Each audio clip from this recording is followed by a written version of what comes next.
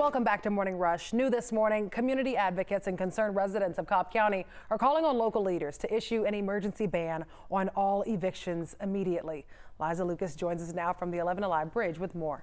Good morning, Fran. Yes, these concerned residents here in Cobb, they want evictions to stop until the end of January, and advocates say that would be a short-term solution that would let families stay in their homes through the holidays amid the ongoing pandemic. Now, the push from advocates comes as the CDC moratorium on evictions is set to expire at the end of the year. September's CDC order has averted a wave of evictions, but according to a CNBC report, the moratorium is also failing to keep some families in their homes during the crisis.